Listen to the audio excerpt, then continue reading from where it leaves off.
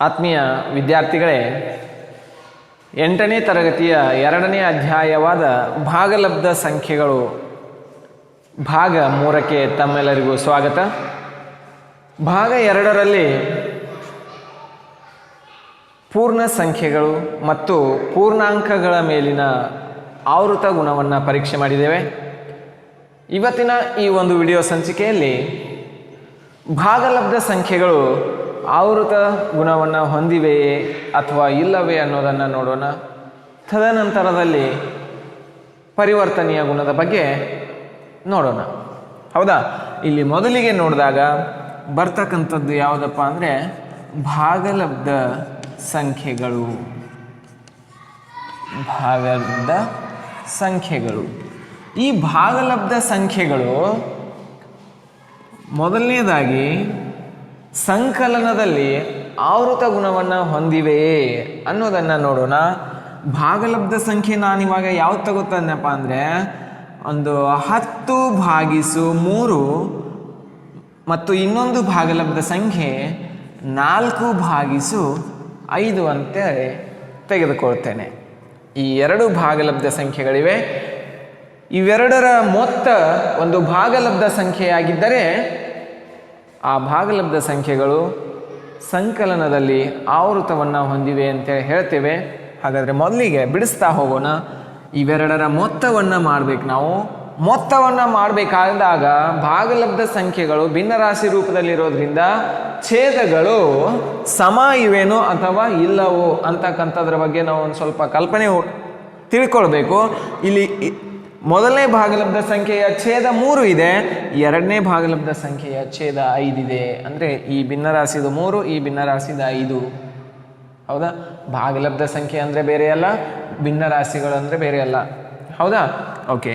ಹಾಗಾದರೆ ಈ 3 ಮತ್ತು 5 ಛೇದಗಳು ಸಮ ಇರದೇ ಇರೋದ್ರಿಂದ ನಾವು ಕಂಪಲ್ಸರಿ ಏನು ಮಾಡಬೇಕಪ್ಪ ಅಂದರೆ ಲಸ ತೆಗಿಬೇಕು.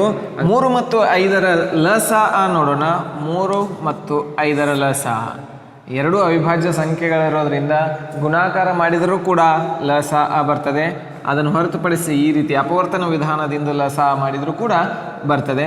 ಮೊದಲಿಗೆ 3 ಒಂದ್ಲೆ ಅಂದರೆ 3ರ ಮಗ್ಗಿಯಲ್ಲಿ 5 ಬರದೇ ಇರೋ ಕಾರಣ 5ಅನ್ನು ಹಾಗೆ ಬರ್ಕೋತೀವಿ. ಹಾಗಾದರೆ ಈಗ 5 ಒಂದ್ಲೆ ಅಂದರೆ 5 ಇದು 1, 5ರ ಮಗ್ಗಿಯಲ್ಲಿ ಬರಲ್ಲ. ಹಾಗಾದರೆ 1ಕ್ಕೆ 1, 5 ಒಂದ್ಲೆ 5. ಹಾಗಾದರೆ ಎಲ್ಲ ಲಾಸ್ಟ್ ಕೊನೆಯದಾಗಿ 1 1 ಬಂತಂದರೆ ಮುಗೀತು. ಹಾಗಾದರೆ ಲಸ ಎಷ್ಟಾಗಿರ್ತದಪ್ಪ ಅಂದರೆ 3 ಮತ್ತು 5ರ ಗುಣಲಬ್ಧ 15 ಆಗಿರ್ತದೆ. ಇದು ಲಸ. ಛೇದ 2 ಅವಿಭಾಜ್ಯ ಸಂಖ್ಯೆಗಳಿರೋದ್ರಿಂದ ನಾವು ಆ ರೀತಿ ಮಾಡಿದರೂ ಬರ್ತದೆ, ಇವೆರಡನ್ನ ಗುಣಾಕಾರ ಮಾಡಿದರೂ ಕೂಡ ಲಸ ಆಗಿರ್ತದೆ. ಹಾಗಾದರೆ ಛೇದ ಎಷ್ಟಾಗ್ತದೆಪ್ಪ ಅಂದರೆ ಲಸ 15 ಬಂತು. 3 ಗುಣಿಸು 5 ಮಾಡಿದರೆ 15 ಆಗ್ತದೆ. 5 ಗುಣಿಸು 3 ಮಾಡಿದರೆ 15 ಆಗ್ತದೆ. ಹೌದಾ, 3 ಎಷ್ಟಲೇ 15 ಅನ್ನೋದನ್ನು ನೋಡಬೇಕು. ಹಾಗಾದರೆ 3 5ಲೇ 15. ಛೇದವನ್ನು ಸಮ ಮಾಡ್ಕೋಬೇಕಾಗಿದೆ ನಾವಿವಾಗ. ಈಗ 5 ಇದೆ, ನಮಗೆ 15 ಆಗಬೇಕು. ಹಾಗಾದರೆ 5 ಎಷ್ಟಲೇ 15 ಆಗ್ತದೆ? 5 3ಲೇ 15 ಆಗ್ತದೆ. ಹೌದಾ, ಹಾಗಾದರೆ 10 ಗುಣಿಸು 5 ಮಾಡಿದಾಗ 50. ಇದು ಪ್ಲಸ್, ಆಮೇಲೆ 4 ಗುಣಿಸು 3 ಮಾಡಿದರೆ 12. ಹಾಗಾದರೆ 50ಕ್ಕೆ 12ಅನ್ನು ಕೂಡಿದರೆ 62/15. ಹೌದಾ, ಇದು ನಮ್ಮದು ಭಾಗಲಬ್ಧ ಸಂಖ್ಯೆ ಆಗಿದೆ. 10/3 ಅಂತಕ್ಕಂಥದ್ದು ಒಂದು ಭಾಗಲಬ್ಧ ಸಂಖ್ಯೆ, 4/5 ಅಂತಕ್ಕಂಥದ್ದು ಒಂದು ಭಾಗಲಬ್ಧ ಸಂಖ್ಯೆ. ಅವೆರಡರ ಮೊತ್ತವೂ ಕೂಡ ನಮಗೆ ಒಂದು ಭಾಗಲಬ್ಧ ಸಂಖ್ಯೆಯಾಗಿದೆ. ಅಂದಾದರೆ ಭಾಗಲಬ್ಧ ಸಂಖ್ಯೆಗಳು ಆವೃತ ಗುಣವನ್ನು ಹೊಂದಿವೆ. ಹೌದಾ, ಭಾಗಲಬ್ಧ ಸಂಖ್ಯೆಗಳು ಸಂಕಲನದಲ್ಲಿ ಆವೃತವಾಗಿ ಹೊಂದಿವೆ, ಆವೃತ ಗುಣವನ್ನು ಹೊಂದಿವೆ ಅಂತೇಳಿ ಹೇಳ್ತೇವೆ. ಓಕೆ, ಇದೇ ರೀತಿ ನಾವು ಋಣಾತ್ಮಕ ಸಂಖ್ಯೆಗಳನ್ನು ತೆಗೆದುಕೊಂಡು ಕೂಡ ಬಿಡಿಸ್ಬೋದು. ಋಣಾತ್ಮಕ ಸಂಖ್ಯೆಗಳನ್ನು ತೆಗೆದುಕೊಂಡು ಕೂಡ ನಾವು ಬಿಡಿಸಿದಾಗ ಸಂಕಲನದಲ್ಲಿ ಆವೃತತೆಯನ್ನು ಹೊಂದಿರ್ತವೆ.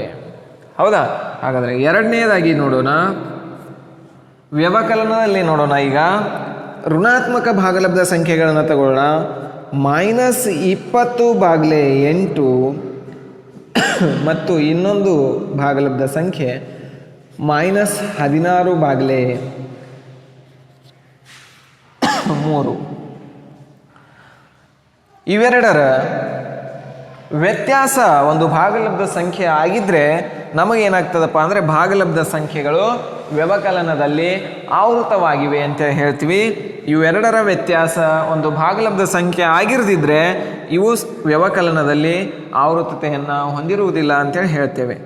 ಹಾಗಾದರೆ ಇಲ್ಲಿ ವ್ಯತ್ಯಾಸ ಮಾಡಬೇಕಂದಾಗ ಮೈನಸ್ ಆಗ್ತದೆ, ಇಲ್ಲಿ ಮೈನಸ್ ಇರೋದ್ರಿಂದ ಬ್ರ್ಯಾಕೆಟನ್ನು ಬಳಸ್ತೀವಿ. ಹಾಗಾದರೆ ಇಲ್ಲಿ ಮೊದಲಿಗೆ -20/8 ಮೈನಸ್ ಇಂಟು ಮೈನಸ್ ಪ್ಲಸ್ ಆಗ್ತದೆ, ಇದು 16/3. ಈಗ ಛೇದದಲ್ಲಿ 8 ಮತ್ತು 3 ಇರೋದ್ರಿಂದ 3 ಅನ್ನೋದು ಅವಿಭಾಜ್ಯ ಸಂಖ್ಯೆ ಇದೆ. ಹಾಗಾದರೆ ಇವೆರಡರ ಗುಣಲಬ್ಧ ಏನಾಗಿರ್ತದಪ್ಪ ಅಂದರೆ ಲಸ ಆಗಿರ್ತದೆ. 8 × 3 ಮಾಡಿದರೆ 24 ಲಸ ಆಯಿತು. ಛೇದವನ್ನು ಸಮ ಮಾಡ್ಕೊಳ್ಳೋಣ. 8 ಇದ್ದದ್ದು ನಮಗೆ ಎಷ್ಟಾಗಬೇಕು? 24 ಆಗಬೇಕು. ಹಾಗಾದರೆ 8 × 3 ಮಾಡಿದರೆ 24 ಬರ್ತದೆ. 3 ಇರೋದು ಕೂಡ ನಮಗೆ 24 ಆಗಬೇಕಂದ್ರೆ 3 × 8 ಮಾಡಿದರೆ 24 ಆಗ್ತದೆ. ಹಾಗಾದರೆ 20 × 3 ಮಾಡಿದರೆ 60, ಇದು ಚಿಹ್ನೆ ಮೈನಸ್ಕ್ಕೆ ಮೈನಸ್, ನೆಕ್ಸ್ಟ್ ಇಲ್ಲೇ ಪ್ಲಸ್. 16 ಎಂಟ್ಲೆ ಎಷ್ಟಾಗ್ತದೆ? 6 ಎಂಟ್ಲೆ ಮಾಡಿದಾಗ 48 ಆಗ್ತದೆ. ಕೈಲ ಬರ್ತದೆ 4, 8 1 8, 8ಕ್ಕೆ 4 ಕೂಡಿಸಿದ್ರೆ 12, 16 ಎಂಟ್ಲೆ 128 ಆಗ್ತದೆ. ಓಕೆ, ಈಗ 128 ಪ್ಲಸ್ ಇದೆ, 60 ಮೈನಸ್ ಇದೆ. ಈಗ ಏನು ಮಾಡಬೇಕಪ್ಪ ಅಂದರೆ ನಾವಿಲ್ಲಿ ಕಳಿಬೇಕಾಗ್ತದೆ. ಒಂದು ಧನಾತ್ಮಕ ಒಂದು ಋಣಾತ್ಮಕ ಇರೋದ್ರಿಂದ ಕಳಿಬೇಕು.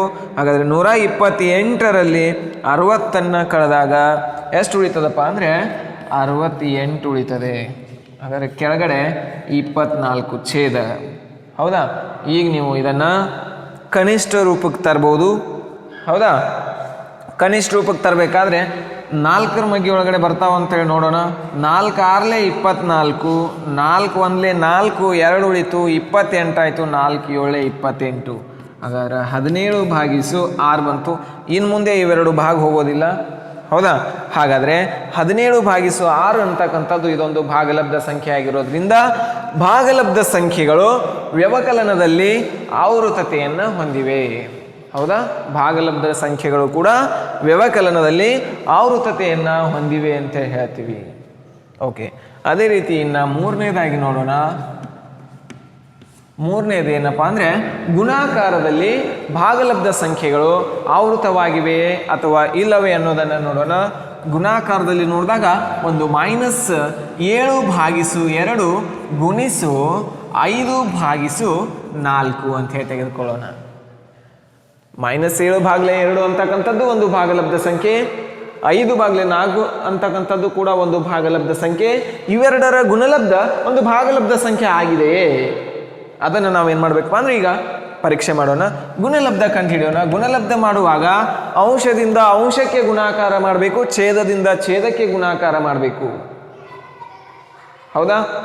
ಓಕೆ, ಹಾಗಾದರೆ -7 × 5 ಮಾಡಿದರೆ -35 ಆಗ್ತದೆ ಗುಣಾಕಾರ. 2 × 4 ಮಾಡಿದರೆ 8 ಆಗ್ತದೆ. ಹಾಗಾದರೆ ಇವುಗಳ ಭಾಗಲಬ್ಧ ಎಷ್ಟಾಗ್ತದೆ? ಎರಡು ಒಂದೇ ಮಗ್ಗಿ ಒಳಗೆ ಬರೋದಿಲ್ಲ. ನಾವು ಈಗ ಕನಿಷ್ಠ ರೂಪಕ್ಕೆ ತರಬೇಕಾದ್ರೆ ಸಾಧ್ಯ ಇಲ್ಲ, ಯಾಕಂದರೆ ಎರಡು ಒಂದೇ ಮಗ್ಗಿ ಒಳಗಡೆ ಬರಬೇಕಿತ್ತು. ಹಾಗಾದರೆ ಬರೋದಿಲ್ಲ. ಆದ್ದರಿಂದ ಇದರ ಗುಣಲಬ್ಧ ಎಷ್ಟಾಗಿದೆಪ್ಪ ಅಂದರೆ -35/8 ಆಗಿದೆ. ಹಾಗಾದರೆ -35/8 ಅಂತಕ್ಕಂಥದ್ದು ಕೂಡ ಒಂದು ಭಾಗಲಬ್ಧ ಸಂಖ್ಯೆ. ಆದ್ದರಿಂದ ಗುಣಾಕಾರವೂ ಕೂಡ ಭಾಗಲಬ್ಧ ಸಂಖ್ಯೆಗಳು ಕೂಡ ಗುಣಾಕಾರದಲ್ಲಿ ಏನಾಗಿರ್ತದಪ್ಪ ಅಂದರೆ ಆವೃತವಾಗಿವೆ ಅಂತೇಳಿ ನಾವು ಹೇಳ್ತೇವೆ. ಓಕೆ, ಇನ್ನು ಕೊನೆಯದಾಗಿ 4ನೇದು ನೋಡೋಣ. 4ನೇದು ಏನಪ್ಪ ಅಂದರೆ ಭಾಗಾಕಾರದಲ್ಲಿ ಭಾಗಲಬ್ಧ ಸಂಖ್ಯೆಗಳು ಆವೃತವಾಗಿವೆಯೇ ಅಥವಾ ಇಲ್ಲವೇ ಅಂತಕ್ಕಂಥದ್ದನ್ನು ನೋಡೋಣ. ಈಗ ಭಾಗಾಕಾರದಲ್ಲಿ ಬಂದಾಗ 8/3 ತೆಗೆದುಕೊಳ್ಳೋಣ. -3/6 ತೆಗೆದುಕೊಳ್ಳೋಣ. ಇರಲಿ. ಓಕೆ, 8/3 ಅಂತಕ್ಕಂಥದ್ದು ಒಂದು ಭಾಗಲಬ್ಧ ಸಂಖ್ಯೆ, 3/6 ಅಂತಕ್ಕಂಥದ್ದು ಕೂಡ ಒಂದು ಭಾಗಲಬ್ಧ ಸಂಖ್ಯೆ. ಹೌದಾ?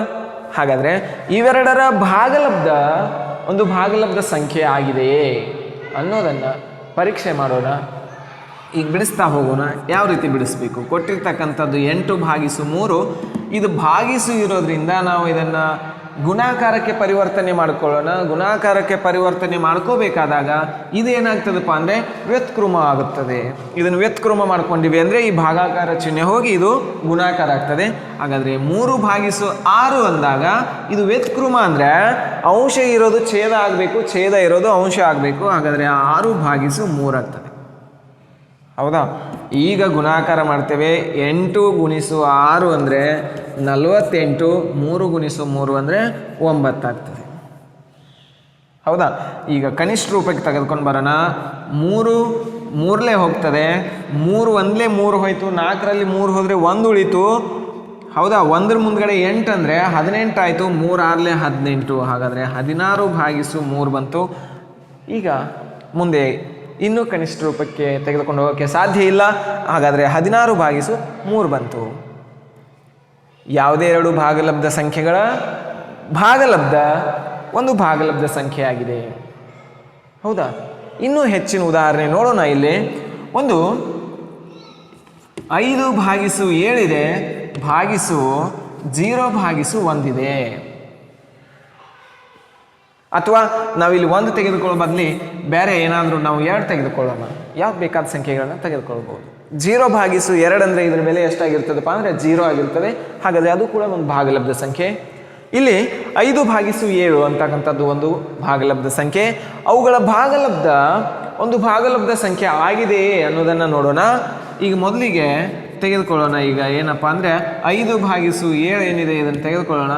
ಈಗ ಇಲ್ಲಿ ಭಾಗಲಬ್ಧ ಇರೋದ್ರಿಂದ, ಭಾಗಾಕಾರ ಇರೋದ್ರಿಂದ ಇದನ್ನು ಗುಣಾಕಾರ ಮಾಡ್ಕೋಬೇಕಾದ್ರೆ ಇದನ್ನು ವ್ಯತ್ಕ್ರಮ ಮಾಡಬೇಕಾಗ್ತದೆ.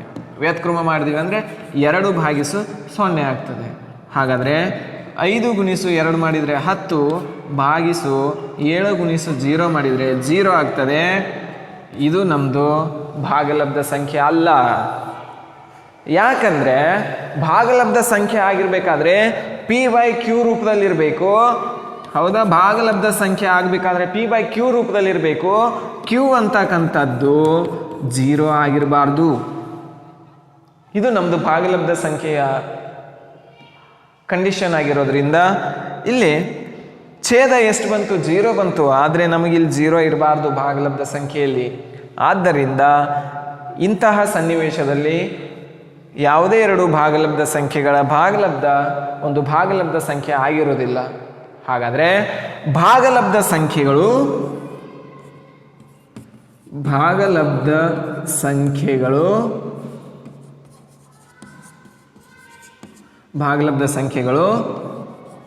ಭಾಗಾಕಾರದಲ್ಲಿ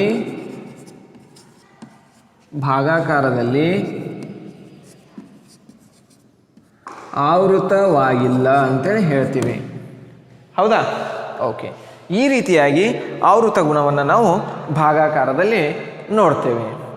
ಇನ್ನು ಮುಂದಿನ ಹಂತದಲ್ಲಿ ನೋಡ್ತಾ ಹೋಗೋಣ. ಪರಿವರ್ತನೀಯ ಗುಣವನ್ನು ನೋಡೋಣ. ಒಂದು ಪರಿವರ್ತನೀಯ ಗುಣ ಯಾವ ರೀತಿ ಇದೆ ಅಂತಕ್ಕಂಥದ್ದನ್ನು ನೋಡೋಣ. ಪರಿವರ್ತನೀಯ ಗುಣ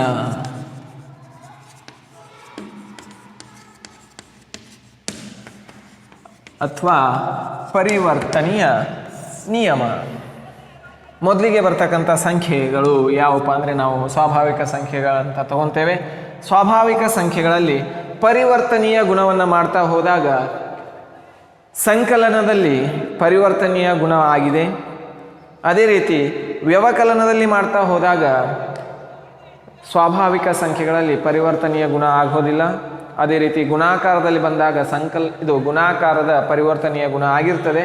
ಅದೇ ರೀತಿ ಭಾಗಲಬ್ಧ ಸಂಖ್ಯೆಗಳಲ್ಲಿ ಬಂದಾಗ, ಹೌದಾ, ಭಾಗಾಕಾರಕ್ಕೆ ಬಂದಾಗ ಯಾವುದು ಸ್ವಾಭಾವಿಕ ಸಂಖ್ಯೆಗಳದ ಭಾಗಾಕಾರದಲ್ಲಿ ಪರಿವರ್ತನೀಯ ನಿಯಮವನ್ನು ಹೊಂದಿರೋದಿಲ್ಲ.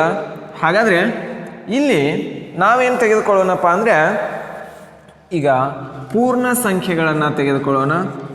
ಪೂರ್ಣ ಸಂಖ್ಯೆಗಳು, ಈ ಪೂರ್ಣ ಸಂಖ್ಯೆಗಳು ಪರಿವರ್ತನೀಯ ಗುಣವನ್ನು ಹೊಂದಿವೆ ಅಥವಾ ಇಲ್ಲವೇ ಅಂತಕ್ಕಂಥದ್ರ ಬಗ್ಗೆ ನೋಡೋಣ. ಪರಿವರ್ತನೀಯ ಗುಣ ಎಂದರೆ ಏನಪ್ಪ ಅಂದರೆ ಯಾವುದೇ ಎರಡು ಸಂಖ್ಯೆಗಳನ್ನು ಅದಲು ಬದಲು ಮಾಡಿ ಕೂಡಿದಾಗ, ಗುಣಿಸಿದಾಗ, ಕಳೆದಾಗ ಅಥವಾ ಭಾಗಿಸಿದಾಗ ನಮಗೇನು ಬರಬೇಕಪ್ಪ ಅಂದರೆ ಪೂರ್ಣ ಸಂಖ್ಯೆ ಆಗಿರಬೇಕು. ಹೌದಾ? ಈಗ ನಾನು ಮೊದಲಿಗೆ ಸಂಕಲನದ ಪರಿವರ್ತನೀಯ ಗುಣವನ್ನು ನೋಡ್ತೇನೆ. ಮೊದಲಿಗೆ ಎ ಪ್ಲಸ್ ಬಿ ಇದನ್ನು ಪರಿವರ್ತನೆ ಮಾಡಬೇಕಂದ್ರೆ ಏನು ಮಾಡಬೇಕಪ್ಪ ಅಂದರೆ ಅದಲ ಬದಲು ಮಾಡಬೇಕು. ಹಾಗಾದರೆ ಇದನ್ನು ಅದಲ ಬದಲು ಮಾಡಿದಾಗ ಬಿ ಪ್ಲಸ್ ಎ ಆಗ್ತದೆ. ಹಾಗಾದರೆ ಇಲ್ಲಿ A plus B equal to B plus A ಇದನ್ನು ಬಿಡಿಸಿದಾಗ ಮತ್ತು ಇದನ್ನು ಬಿಡಿಸಿದಾಗ ಮೊತ್ತ ಏನಾಗಿರ್ಬೇಕಪ್ಪ ಅಂದರೆ ನಮಗೆ ಸಮ ಬಂದರೆ ಪರಿವರ್ತನೀಯ ಗುಣವನ್ನು ಹೊಂದಿವೆ ಅಂತಕ್ಕಂಥದ್ರ ಬಗ್ಗೆ ಪರಿಕಲ್ಪನೆಗೆ ನಾವು ಬರ್ತೇವೆ. ಹೌದಾ? ಹಾಗಾದರೆ ಉದಾಹರಣೆ ಸಹಿತ ನೋಡೋಣ. 12 ಪ್ಲಸ್ 6 ಇದೆ. ಇದನ್ನು ಪರಿವರ್ತನೆ ಮಾಡಿದಾಗ ಈಕ್ವಲ್ ಟು 6 ಪ್ಲಸ್ 12. ಹೌದಾ? ಬಿಡಿಸೋಣ. 12ರಲ್ಲಿ 6 ಕೂಡಿದರೆ 18, 6ರಲ್ಲಿ 12 ಕೂಡಿದರೂ ಕೂಡ 18. ಇದು ಪೂರ್ಣ ಸಂಖ್ಯೆಗಳು ಸಂಕಲನದಲ್ಲಿ ಪರಿವರ್ತನೀಯವಾಗಿವೆ. ಹೌದಾ? ಸಂಕಲನದ ಪರಿವರ್ತನೀಯವಾಗಿದೆ. ಇದು ಸಂಕಲನದಲ್ಲಿ ಆಯಿತು. ಹೌದಾ? ಇನ್ನು ವ್ಯವಕಲನದಲ್ಲಿ ನೋಡೋಣ. ವ್ಯವಕಲನದಲ್ಲಿ ನೋಡಿದಾಗ A minus B is equal to B minus A ಆಗಬೇಕು. ನಮಗೆ ಆದಾಗ ಮಾತ್ರ ನಮ್ಮದು ವ್ಯವಕಲನದಲ್ಲಿ ಪರಿವರ್ತನೀಯ ಗುಣ ಆಗಿದೆ ಅಂತೇಳಿ ನಾವು ಹೇಳ್ತೀವಿ. ಯಾವ? ಪೂರ್ಣ ಸಂಖ್ಯೆಗಳು. ಹೌದಾ? ಪೂರ್ಣ ಸಂಖ್ಯೆಗಳನ್ನ ಈಗ ಏನು ತಗೋತೀನಪ್ಪ ಅಂದರೆ 20 ಮೈನಸ್ 8 ತಗೋತೇನೆ. ಪರಿವರ್ತನೆ ಮಾಡಬೇಕು ಅಂದರೆ ಅದಲ್ ಬದಲು ಮಾಡಬೇಕು. 8 ಮೈನಸ್ 20 ಆಗ್ತದೆ. ಹೌದಾ? ಮೊದಲಿರೋದು ಕೊನೆಗೆ, ಸೆಕೆಂಡ್ ಎರಡನೇದಿರೋದು ಮೊದಲಿಗೆ ಹಾಕ್ತೀವಿ, ಅದರಲ್ಲಿ ಬದಲು ಮಾಡ್ತೀವಿ ಸ್ಥಾನಗಳನ್ನು. ಹಾಗಾದರೆ ಈಗ ಇಲ್ಲಿ ಬಂದಾಗ 20ರಲ್ಲಿ 8 ಕಳೆದ್ರೆ 12 ಬರ್ತದೆ. ಅದೇ ಇಲ್ಲಿ 20ರಲ್ಲಿ 8 ಕಳೆದ್ರೆ ಮೈನಸ್ 12 ಬರ್ತದೆ. ಬಿಡಿಸಿದಾಗ 12 ಮತ್ತು ಮೈನಸ್ 12 ಅನ್ನೋದು ಸಮ ಆಗಕ್ಕೆ ಸಾಧ್ಯ ಇಲ್ಲ ಎಂದಾಗ ಸಮವಿಲ್ಲ ಅಂತ ಹೇಳ್ತೀವಿ. ಹಾಗಾದರೆ ವ್ಯವಕಲನದಲ್ಲಿ ಪೂರ್ಣ ಸಂಖ್ಯೆಗಳು ಪರಿವರ್ತನೀಯವಾಗಿಲ್ಲ ಅಂತೇಳಿ ಹೇಳ್ತೀವಿ. ಹೌದಾ? ವ್ಯವಕಲನದ ಪರಿವರ್ತನೀಯ ನಿಯಮವನ್ನು ಹೊಂದಿಲ್ಲ. ಹಾಗಾದರೆ ಇದು ಯಾವ? ಪೂರ್ಣ ಸಂಖ್ಯೆಗಳು. ಪೂರ್ಣ ಸಂಖ್ಯೆಗಳು ವ್ಯವಕಲನದಲ್ಲಿ ಪರಿವರ್ತನೀಯವಾಗಿಲ್ಲ. ಹೌದಾ? ಹಾಗಾದರೆ ನೆಕ್ಸ್ಟ್ ಮುಂದಿನದು ನೋಡೋಣ. ಗುಣಾಕಾರದಲ್ಲಿ ಪೂರ್ಣ ಸಂಖ್ಯೆಗಳು ಪರಿವರ್ತನೀಯ ಆಗಿವೆಯೇ ಅಥವಾ ಇಲ್ಲವೇ ಅಂತಕ್ಕಂಥದ್ರ ಬಗ್ಗೆ ಒಂದು ಉದಾಹರಣೆ ನೋಡೋಣ. ಗುಣಾಕಾರದಲ್ಲಿ ಪೂರ್ಣ ಸಂಖ್ಯೆಗಳು ಪರಿವರ್ತನೀಯ ಗುಣವನ್ನು ಹೊಂದಿವೆ ಅಥವಾ ಇಲ್ಲವೇ ಅಂತಕ್ಕಂಥದ್ದನ್ನು ನೋಡೋಣ. ಒಂದು ಉದಾಹರಣೆ ತೆಗೆದುಕೊಳ್ಳೋಣ. ಈಗ 15 ಗುಣಿಸು 10 ಈ ಎರಡು ಸಂಖ್ಯೆಗಳನ್ನು ಪರಿವರ್ತನೀಯ ನಿಯಮಕ್ಕೆ ಬಳಸಿದರೆ ಅದಲ್ ಬದಲು ಮಾಡಬೇಕು. 10 ಗುಣಿಸು 15 ಆಗ್ತದೆ. ಹೌದಾ? ಹಾಗಾದರೆ 15 ಗುಣಿಸು 10 ಮಾಡಿದರೆ 150 ಬಂತು. 10 ಗುಣಿಸು 15 ಮಾಡಿದರೂ ಕೂಡ 150 ಬಂತು. ಎರಡು ಬೆಲೆಗಳು ಸಮವಾಗಿರೋದ್ರಿಂದ ಪೂರ್ಣ ಸಂಖ್ಯೆಗಳು ಗುಣಾಕಾರದಲ್ಲಿ ಪರಿವರ್ತನೆಯನ್ನು ಹೊಂದಿವೆ. ಹೌದಾ? ಹಾಗಾದರೆ ಇನ್ನು ಕೊನೆಯದಾಗಿ ಏನು ಬರೋಣಪ್ಪ ಅಂದರೆ ಭಾಗಾಕಾರದಲ್ಲಿ ಪೂರ್ಣ ಸಂಖ್ಯೆಗಳು ಪರಿವರ್ತನೀಯವನ್ನು ಹೊಂದಿವೆ ಅಥವಾ ಇಲ್ಲವೇ ಅಂತಕ್ಕಂಥದ್ದನ್ನು ನೋಡೋಣ. ಈಗ 8/5. ಹೌದಾ? ಇದು ಭಾಗಾಕಾರದಲ್ಲಿ ನಾವು ಬರ್ಕೊಂಡಿವಿ ಅಂದರೆ ಇದು ಭಾಗಲಬ್ಧ ಸಂಖ್ಯೆ ಆಗ್ತದೆ, ಪೂರ್ಣ ಸಂಖ್ಯೆ ಆಗೋದಿಲ್ಲ. ಹೌದಾ? ಹಾಗಾದರೆ ಹೆಂಗೆ ಬರ್ಕೋಬೇಕಪ್ಪ ಅಂದರೆ 8/5 ಇದು ಇದರ ಭಾಗಲಬ್ಧವನ್ನು ನಾವು ಹೆಂಗೆ ಬಿಡಿಸ್ತೀವಿಪ್ಪ ಅಂದರೆ 8/5 ಇವಾಗ ಬರ್ಕೊಳ್ಳೋಣ. ಈಗ ಇದರ ಭಾಗಲಬ್ಧ ಏನಾಗಿರ್ಬೇಕಪ್ಪ ಅಂದರೆ ನಮಗೆ ಒಂದು ಪೂರ್ಣ ಸಂಖ್ಯೆಯೇ ಆಗಿರಬೇಕು. ಹೌದಾ? ಅದಲ್ ಬದಲು ಮಾಡಿದಾಗ. ಹಾಗಾದರೆ ಇದು 8/5 ಆಯಿತು. ನೆಕ್ಸ್ಟ್ ಪರಿವರ್ತನೀಯಮವನ್ನು ಬಳಸಿದರೆ ಇದು ಭಾಗಿಸು ಇದ್ದದ್ದು ಮೊದಲಿಗೆ 5/8 ಆಗಬೇಕು. ಹಾಗಾದರೆ ಇದನ್ನು ಬಿಡಿಸಿದಾಗ ಎಷ್ಟಾಗ್ತದೆ ನೋಡೋಣ. 5/8 ಆಗ್ತದೆ. ಎರಡೂ ಬೆಲೆಗಳು ಸಮವಾಗಿಲ್ಲ. ಎರಡು ಬೆಲೆಗಳು ಸಮವಾಗಿಲ್ಲ ಅಂದರೆ ಪೂರ್ಣ ಸಂಖ್ಯೆಗಳು ಭಾಗಾಕಾರದಲ್ಲಿ ಪರಿವರ್ತನೀಯ ಗುಣವನ್ನು ಹೊಂದಿಲ್ಲ. ಹೌದಾ? ಪೂರ್ಣ ಸಂಖ್ಯೆಗಳು ಭಾಗಾಕಾರದಲ್ಲಿ ಪರಿವರ್ತನೆಯನ್ನು ಹೊಂದಿಲ್ಲ. ಪೂರ್ಣ ಸಂಖ್ಯೆಗಳು ಭಾಗಾಕಾರದಲ್ಲಿ